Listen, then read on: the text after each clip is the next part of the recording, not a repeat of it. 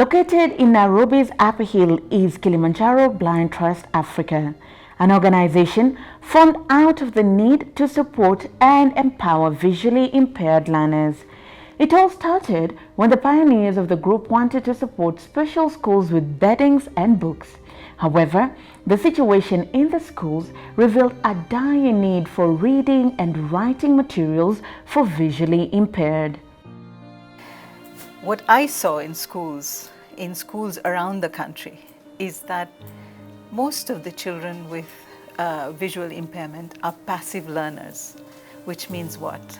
You go to a classroom, there is maybe 50 students, there are 50 students and maybe 10 learners with visual impairment. First of all, they don't have textbooks because textbooks are expensive and extremely bulky.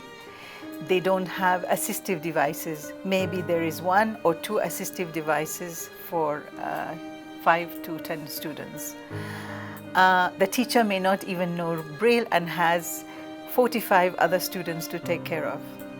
So you see, a learner with visual impairment is really not getting the education at the level that their peers are getting. Oh, good girl, good girl. My name is Ashley Modoni. I'm in class 5 Red. I learn in Kilimani Primary School. I think that the whole space, the disability space, people who are living in this space have been marginalized, especially in Africa, because of the cost of providing assistive support to them. Often they come from the lower socioeconomic environments of the countries in Africa, and definitely they don't have the means. And I think that even though the Kenyan government really is ahead of the game in terms of bringing integrated, inclusive education into Kenya, as compared to other African countries, there's still a lot to be done because among the disability learners with disability, let's put it that way, the persons with visual impairment and deafblind have the highest cost because they cannot see and and hear. So I think it's important to bring in the support to bring about inclusion, real inclusion. And this is why we are taking the long view and we are pushing literacy, Braille literacy, and quality education for learners with visual impairment. And that is how we have brought in the Orbit Reader 20, which allows a learner to have an active role in his learning. We worked closely with the Ministry of Education Special Needs Education Directorate to make sure that along with the CBC, we are able to provide, because they are not able to provide textbooks, we were able to provide CBC content in grade 3 electronic Braille and distribute it to the schools. While the old pack-in Braille machine costs up to 100,000 Kenya shillings with over 500 parts that need repair along the way, an Orbit goes for less than that with only 3 parts that might need repair and saves on the cost of Braille paper. And as you can see, the machine is 6.5 kgs in weight. You can imagine a young kid who is 6-year-old carrying that machine. That's a kg for each year that they have lived. That is not fair at all. So we needed to do something to ensure that their work is made easy. My name is Ed Kwama Maina. I'm in class 6 Bu and I learn in Kilimani Primary School. Creation. And I'm just going to read. The difference between the Orbit Reader 20 and the Braille machine is that the Orbit Reader 20 has textbooks in it, but for the Braille machine, we need to look for textbooks in the library, and sometimes it's difficult to find them. This is just the standard SD memory card that we use on our ordinary day-to-day lives. And this card has the capacity to store thousands and thousands of titles in textbooks. There are textbooks in electronic Braille. To promote inclusion of learners with visual impairment in integrated classes, the device can connect to any Android device. This enables a better connection between learners and their teachers. But with the Orbit Reader connecting, comes with two applications, which one is called the teacher.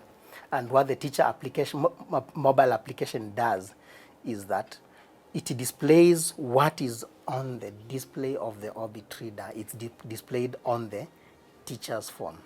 You know, learners can be cheeky, they can be doing their own things during class time. So the teacher is able to monitor the work of a learner. Particularly where we are integrating them in inclusive settings. The learner can communicate with the teacher who is not Braille literate. However, the challenge now lies in diversifying the educational material to offer disabled learners vast career choices. We also realize that our learners who are visually impaired do not have the right tools and equipment to pursue STEM subject, that is science, technology, engineering, and mathematics. And you realize it is a very simple, you only need to have a gadget like this calculator, it's called the Orion's Tolkien and Graphing calculator. And to us, these are very, very important tools for learners who would like to pursue STEM subject at high school or at the university. I want to be a software engineer because I've seen that there are many things that need talk-back help for the people with visual impairment. For example, electronics like televisions and other electronics need the help. So that's what made me think of being a software engineer. According to data from the Kenya Society for the Blind, an estimated 224,000 people are blind, while another 750,000 are visually impaired. Kilimanjaro Blind Trust believes that it is important to begin empowering this demographic from early childhood. Any disabled person, they would think that maybe it's a curse to have some disability or something.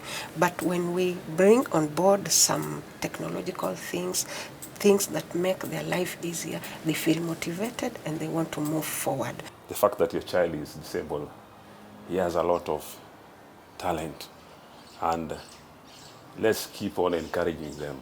My joy is to see these children learn and complete their learning and making it in life. That is what we keep encouraging them to do, and we normally tell them that there is no limit. They can only limit themselves. People used to say that we can't have blind economists, we have one.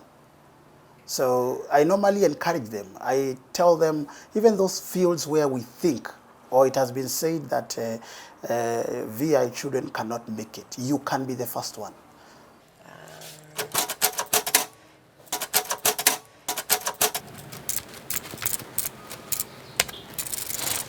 For Metropole TV, I'm Ondero Oganga.